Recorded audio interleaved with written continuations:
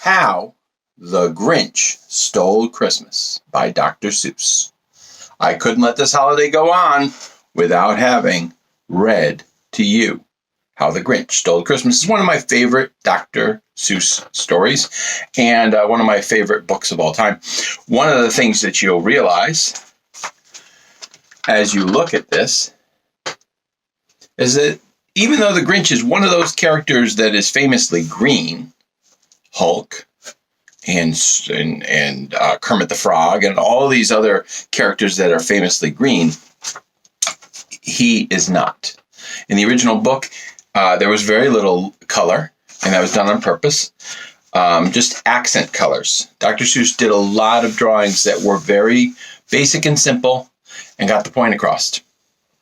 It wasn't until they made the animated movie and then all the live action type stuff afterwards that he became a green Grinch.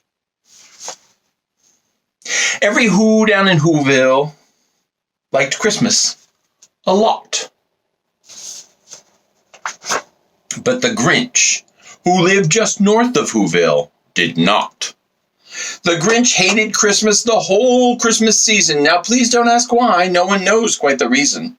It could be his head wasn't screwed on just right. It could be perhaps his shoes were too tight.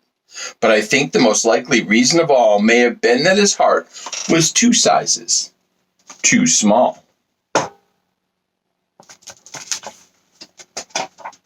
But whatever the reason, his heart or his shoes, he stood there on Christmas Eve, hating the Who's, staring down from his cave with his sour, grinchy frown at the warm, lighted windows below in their town. For he knew every Who down in Whoville beneath was busy now hanging a mistletoe wreath.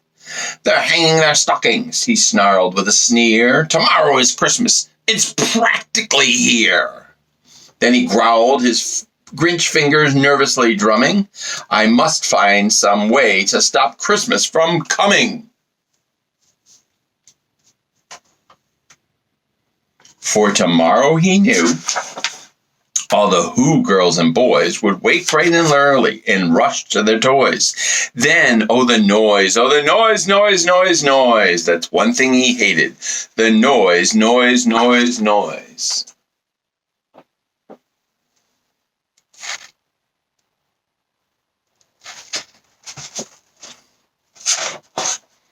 And then the Who's, young and old, would sit down to feast, and they'd feast, and they'd feast, and they'd feast. They would feast on Who pudding and rare Who roast beast, which was something the Grinch couldn't stand at the least.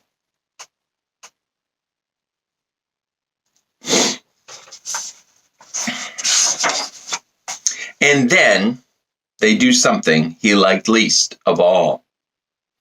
Every Who down in Whoville, the tall and the small, would stand close together with Christmas bells ringing. They'd stand hand in hand, and those Who's would start singing. Obviously not during COVID-19 restrictions of distancing. They'd sing and they'd sing and they'd sing. And the more the Grinch thought of this Who Christmas thing, the more the Grinch thought, I must stop this whole thing. Why, for 53 years I put up with it now. I must stop this Christmas from coming. But how?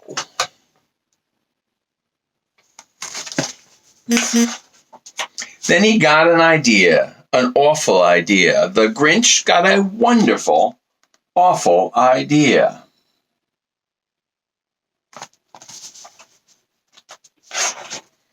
I know just what to do, the Grinch laughed in his throat, and he made a quick Santa Claus hat and a coat. And he chuckled and he clucked, what a great Grinchy trick! With this coat and this hat, I'll look just like St. Nick. All I need is a reindeer. The Grinch looked around. But since reindeer are scarce, there was none to be found. Did that stop the old Grinch? No, the Grinch simply said. If I can't find a reindeer, I'll make one instead. So he called his dog Max. Come here, boy. And then he took some red thread and he tied a big horn on the top of his head. Poor Max. Max is a sympathetic character in this book. He's just along for the ride. He didn't mean it.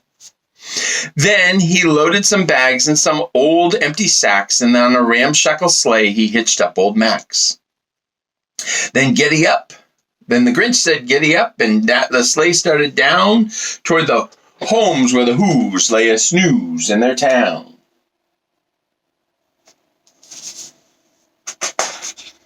All the windows were dark. Quite quiet snow filled the air. All the Who's were all dreaming sweet dreams without care. When he came to the first little house on the square, "This is stop number 1, the old Grinchy Claus hissed, and he climbed to the roof, empty bags in his fist.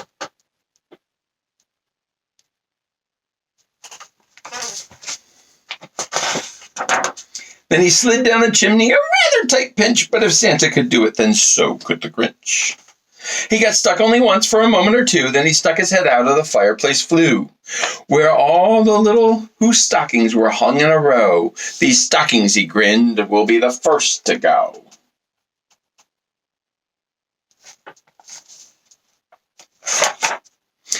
Then he slithered and he slunk with a smile most unpleasant around the whole room, and he took every present: pop guns and bicycles, roller skates, drums, checkerboards, tricycles, popcorn and plums. He stuffed them in bags, and then the Grinch very nimbly stuffed all of the bags, one by one, up the chimbley.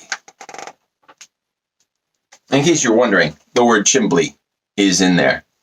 Dr. Seuss was famous for inventing a word if he needed to make it fit. Then he slunk to the icebox, and he took the Who feast. He took the Who pudding. He took the roast beast. He cleaned out that icebox as quick as a flash. Why, the Grinch even took their last can of Who hash.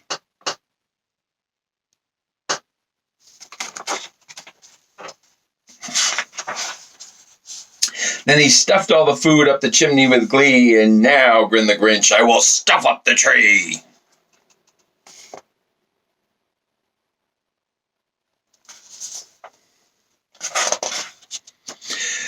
And the Grinch grabbed the tree and he started to shove, and then he heard the sound of like a coo of a dove. He turned around fast and he saw a small Who, little Cindy Lou Who was no more than 2. The Grinch had been caught by this tiny Who daughter, who'd gotten out of bed for a cold cup of water. She stared at the Grinch and said, "Santa Claus, why? Why are you taking our Christmas tree? Why?"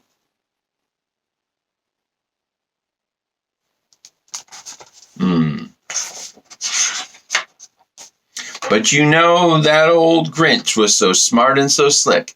He thought up a lie, and he thought it up quick. "Why, my sweet little tot," the fake Santa Claus lied, there's a light on this tree that won't light on one side. So I'm taking it home to my workshop, my dear. I will fix it up there, and I will bring it back here." And his fib fooled the child. Then he patted her head, and he got her a drink, and he sent her to bed. And when little Cindy Lou Who went to bed with her cup, he went to the chimney, and he stuffed the tree up.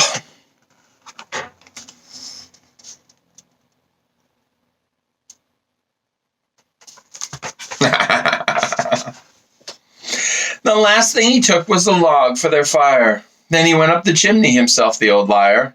On the walls he left nothing but hooks and some wire. And the one speck of food that he left in the house was a crumb much too small for even a mouse.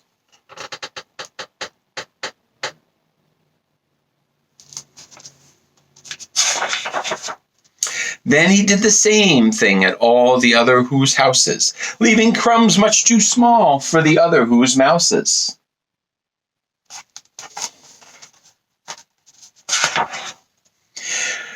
It was 15:15 dawn, all the Who's still abed, all the Who's still a snooze, when he packed up his sled. Packed it up with their presents, the ribbons, the wrappings, the tags and the tinsel, the trimmings and trappings.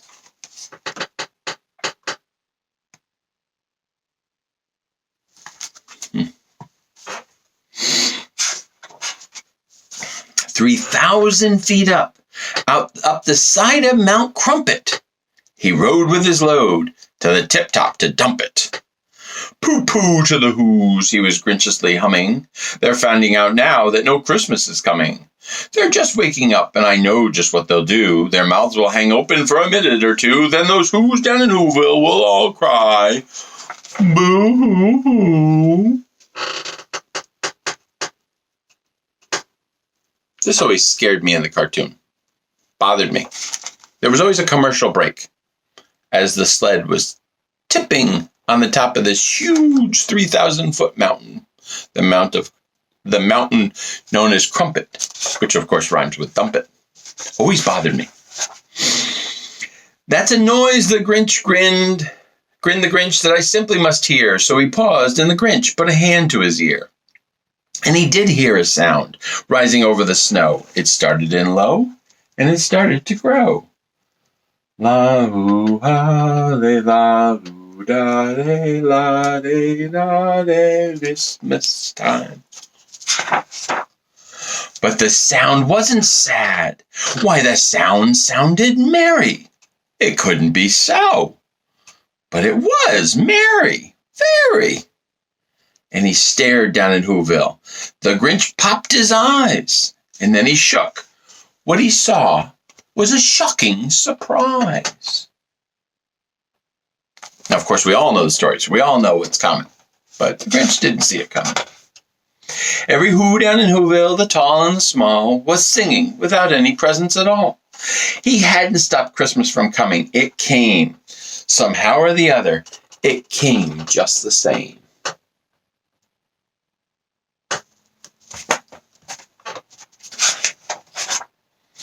And the Grinch, with his Grinch feet ice cold in the snow, stood there puzzling and puzzling. How could it be so? It came without ribbons. It came without tags.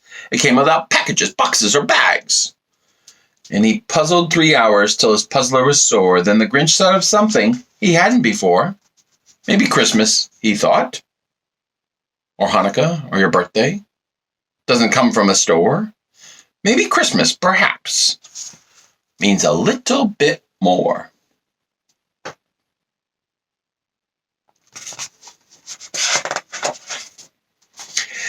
And what happened then? Well, in Whoville, they say that the Grinch's small heart grew 3 sizes that day. And the minute that his heart didn't feel quite so tight, he whizzed with his load through the bright morning light, and he brought back the toys and the food for the feast.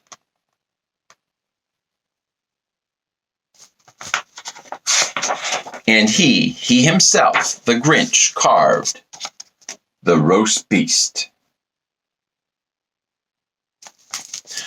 So I hope you enjoyed How the Grinch Stole Christmas. If we were talking about this in school, we would talk about how the Grinch's character changed from beginning to end. And since this is just a fun read aloud, you can spend some time thinking about that. Maybe you have a copy of this book yourself and you want to read it out and try some of the voices. Try and read it with some real excitement where it needs to be and some quietness where it needs to be. And think about how the Grinch changed and what he learned. Because that's the most important part of Dr. Seuss's books. They're fun. They were written to get kids reading, but they also all have special messages. Have a happy holidays and a great winter break. See you in January.